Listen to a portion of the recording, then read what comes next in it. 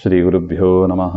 सृष्टिस्थित्यप्ययेह नियतिदृशितमो बन्धमोक्षाश्च यस्मादस्य श्रीब्रह्मरुद्रप्रभृतिसुरनरद्वीषशत्रुवात्मकस्य विष्णोर्व्यस्ताः समस्ताः सकलगुणनिधिः सर्वदोषव्यपेतः पूर्णानन्दो व्ययो यो गुरुरपि परमः चिन्तयेत्तं महान्तम्।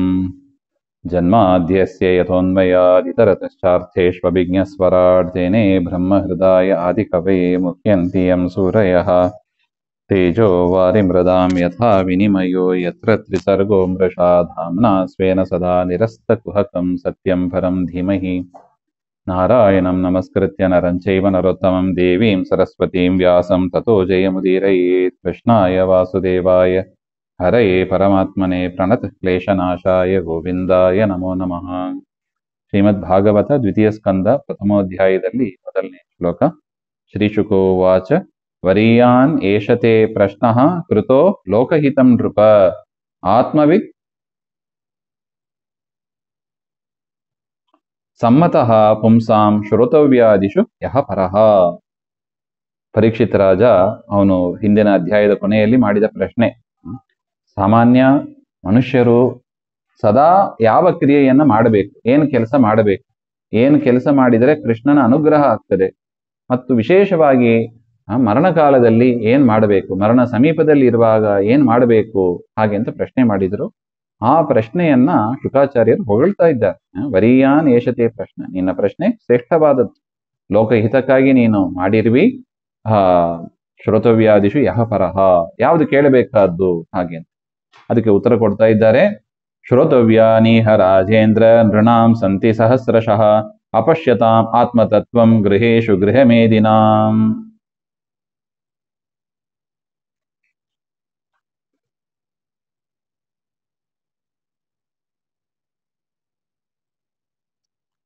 ಶ್ರೋತವ್ಯಾನೀಹ ರಾಜೇಂದ್ರ, ಶ್ರೇಷ್ಠನಾದ ರಾಜನೇ ಪರೀಕ್ಷಿತ ರಾಜ, ಶುಕಾಚಾರ್ಯರು ಹೇಳುವ ಮಾತು. ಶ್ರೋತವ್ಯಾನಿ, ಕೇಳಲಿಕ್ಕೆ ಯೋಗ್ಯವಾದ ವಿಚಾರ ಸಾವಿರಾರು ಇದೆ. ನೃಣಾಂ ಸಂತಿ ಸಹಸ್ರಶಃ, ಆದರೆ ಅಪಶ್ಯತಾಂ, ನಿದ್ದೆಯಿಂದ ಅಂದ್ರೆ ಅಜ್ಞಾನದಿಂದ ಅಂತ ಬರೀತಾರೆ ಆಚಾರ್ಯರು. ಅಪಶ್ಯತಾಂ ಹಾಗೆಂದ್ರೆ ಅಜ್ಞಾನದಿಂದ. ಗೃಹಸ್ಥಾಶ್ರಮ ಧರ್ಮದಲ್ಲಿ ಇರತಕ್ಕವರು ಗೃಹಸ್ಥಾಶ್ರಮ ವಿಹಿತ ಯಜ್ಞಾನುಷ್ಠಾನವತಾಂ ಕಾಮ್ಯಕರ್ಮಾಣಾಂ ನೃಣಾಂ ಬಹಿರ್ಮುಖಾನಾಮೇವ ಸಹಸ್ರಶಃ ಶ್ರೋತವ್ಯಾನಿ ಸಂತಿ. ಪರಮಾತ್ಮನನ್ನ ಬಿಟ್ಟು ಉಳಿದ ಬಾಹ್ಯ ವಿಚಾರಗಳು ಎಷ್ಟಿದೆ? ಸಾವಿರಾರು ಇದೆ. ಯಜ್ಞಾನುಷ್ಠಾನ ಇರ್ಬೋದು, ತೀರ್ಥಯಾತ್ರೆ ಇರ್ಬೋದು, ದಾನಾದಿಗಳು ಇರ್ಬೋದು, ಅದೆಲ್ಲ ಯೋಗ್ಯವಾದದ್ದೇ. ಆದರೂ ಕೂಡ ಅನೇಕ ಶ್ರೋತವ್ಯತ್ವಾದಿ ನಾಂ ಅಜ್ಞಾನಾದಿಮತ್ವ ನ ತದ್ ವಚನೈಃ ತವ ಸಂಶಯಃ ಯುಕ್ತಃ ತೇಷಾಂ ತತ್ವಜ್ಞಾನಾಭಾವೇ ಕಿಂ ಕಾರಣಂ ಇತಿ ಶಂಕಾ ಪರಿಹಾರಾಯ ನಿದ್ರಾಯ ಇತಿ ವಕ್ಷ್ಯಮಾನಂ ಅತ್ರ.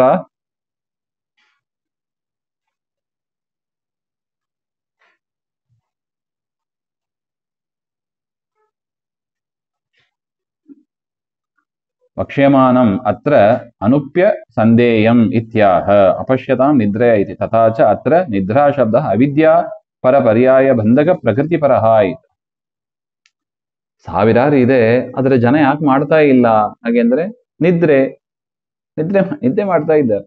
ಹಗಲೊತ್ತು ನಿದ್ದೆ, ರಾತ್ರಿಯೂ ನಿದ್ದೆ. ಅಂದ್ರೆ ಒಟ್ಟು ಏನರ್ಥ? ನಿದ್ರೆ ಅಂದ್ರೆ ಏನರ್ಥ? ಅಜ್ಞಾನ ಅಂತ. ಅಜ್ಞಾನದಿಂದ ಮಾಡ್ತಾ ಇಲ್ಲ ಅಷ್ಟೇ. ಇದು ಶುಕಾಚಾರ್ಯರು ಕೊಡು. ಸಾವಿರಾರು ಇದೆ, ಆದರೂ ಕೂಡ ಅಜ್ಞಾನದಿಂದ ಕೇಳಲಿಕ್ಕೆ ಯೋಗ್ಯವಾದದ್ದನ್ನು ಕೂಡ ಅವರು ಕೇಳೋದಿಲ್ಲ ಹಾಗೆ. ಅದನ್ನೇ ವಿವರಣೆ ಮಾಡ್ತಾ ಇದ್ದಾರೆ. ನಿದ್ರಯ ಹ್ರಿಯತೆ ನಕ್ತಂ ವ್ಯವಾಹೇನ ನವಂ ವಯಃ ದಿವಾ ಚಾರ್ತೆ ಹಯ ರಾಜನ್ ಕುಟುಂಬ ವರ್ಣೇನವ.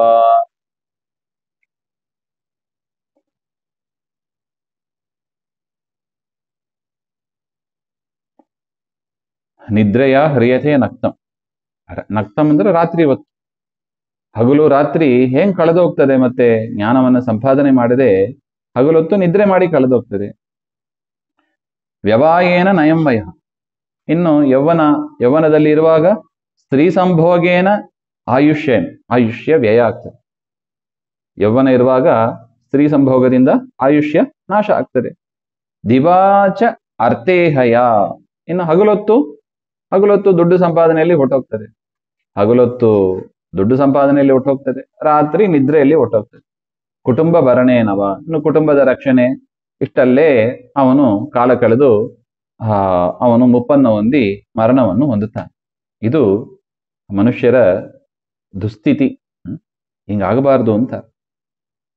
ದೇಹಾಪತ್ಯ ಕಲತ್ರಾದಿಷು ಆತ್ಮ ದೈನ್ಯೇಶ್ವಸತ್ಸ್ವಪಿ ತೇಷು ಪ್ರಸಕ್ತೋ ನಿಧನಂ ಪಶ್ಯನ್ನಪಿ ನ ಪಶ್ಯತಿ. ನಮ್ಮ ಒಂದು ವಿಚಾರವನ್ನ ಶುಕಾಚಾರ್ಯರು ಎಷ್ಟು ಸ್ಪಷ್ಟ ಹೇಳ್ತಾರೆ ನೋಡಿ. ದೇಹಾಪತ್ಯ ಕಲತ್ರ, ಈ ಶರೀರದಿಂದ ಹುಟ್ಟಿದ ಮಕ್ಕಳು, ಈ ಶರೀರಕ್ಕೆ ಸಂಬಂಧಪಟ್ಟ ಹೆಂಡತಿ ಅಥವಾ ಪತಿ, ಇವುಗಳಲ್ಲಿ ಆತ್ಮದೈನ್ಯೇಶು ಅಸತ್ಸ್ವಪಿ, ಧರ್ಮ ಮಾರ್ಗದಲ್ಲಿ ಇದ್ರೆ ಸರಿ, ಅಧರ್ಮ ಮಾರ್ಗದಲ್ಲಿ ಇದ್ರೆ ಇದೆಲ್ಲವೂ ಕೂಡ ಅಮಂಗಳವೇ.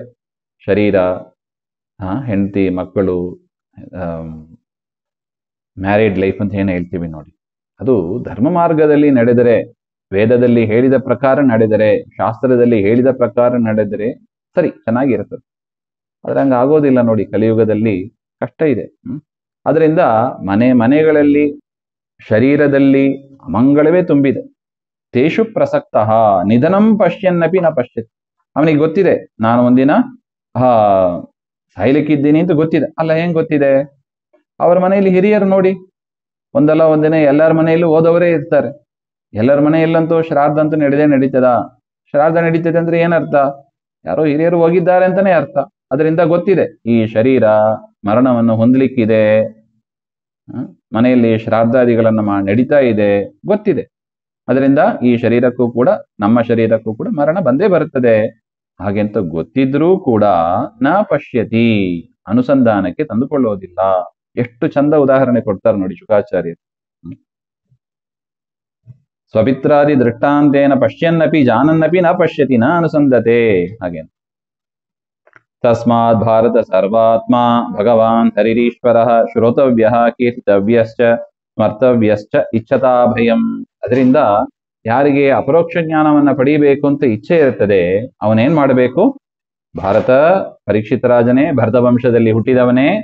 ಅದರಿಂದ ಏನಾಗಬೇಕಾಗಿದೆ? ಭಗವಾನ್ ಹರಿಹಿ ಈಶ್ವರ, ಪರಮಾತ್ಮ ಅವನು ಶ್ರೋತವ್ಯ, ಕೇಳಲು ಯೋಗ್ಯನಾಗಿದ್ದಾನೆ. ಅಂದ್ರೆ ಪರಮಾತ್ಮನ ಕುರಿತಾದ ವಿಚಾರ ಅದು ಕೇಳಬೇಕು.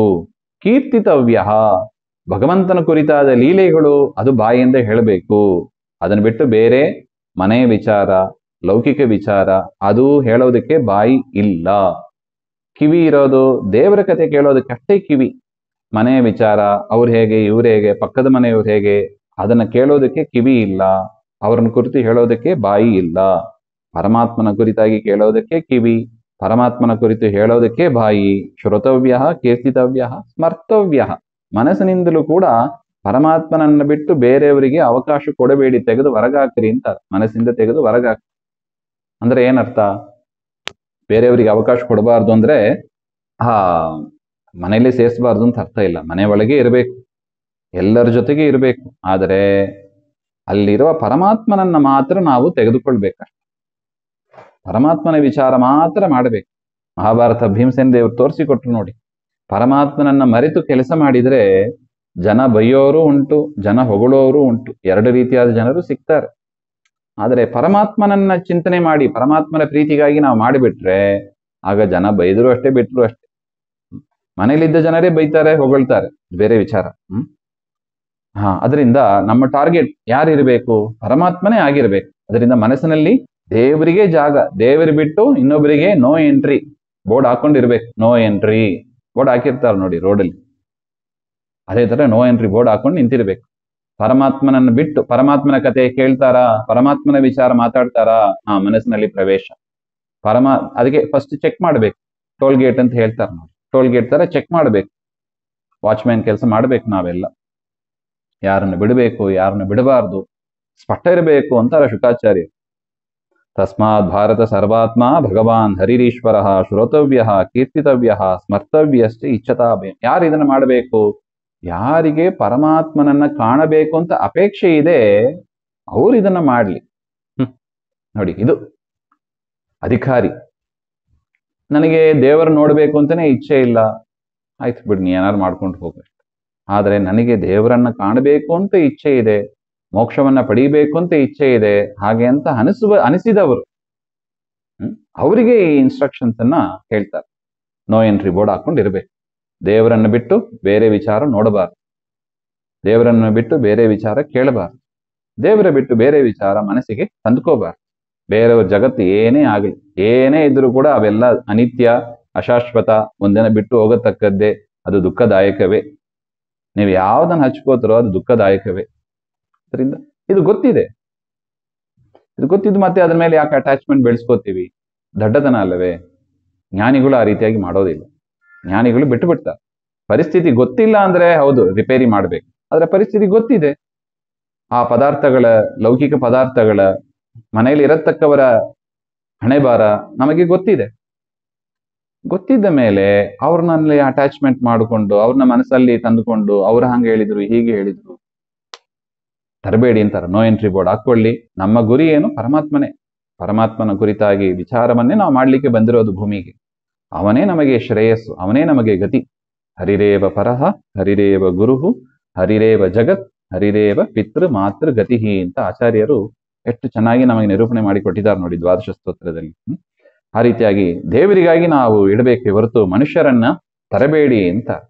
ಆದ್ರೆ ಮನುಷ್ಯರ ಮಧ್ಯದಲ್ಲೇ ಇರಬೇಕು, ದೇವರನ್ನ ಚಿಂತನೆ ಮಾಡ್ತಾ ಇರಬೇಕು. ಮನಸ್ಸನ್ನ ಬೇರೆಯವರಿಗೆ ಕೊಡಬಾರದು, ಕೊಟ್ರೆ ಡೇಂಜರೇ. ಭೀಮಸೇನ ದೇವರು ಮಾಡಿದ್ರು ನೋಡಿ, ಬಲರಾಮ ದೇವರೇ ಹೊಡೆಯಕ್ ಬಂದ್ರು ದುರ್ಯೋಧನನ್ನ ಕೆಳಗೆ ಬೀಳಿಸಿದಾಗ. ಹಂಗಾಗಬಾರದು. ದೇವರೇ ನಮ್ಮ ಟಾರ್ಗೆಟ್, ದೇವರ ಪ್ರೀತಿಗಾಗಿ ಮಾಡೋಣ ಅಂತ ಮುಂದಿನ ವಿಚಾರ ಮತ್ತೆ ನೋಡೋಣ. ಶ್ರೀಮಧ್ವಾಂತರ್ಗತ ಶ್ರೀಕೃಷ್ಣ ಅರ್ಪಣಮಸ್ತು. ಶ್ರೀ ಹರಿಯೇನ.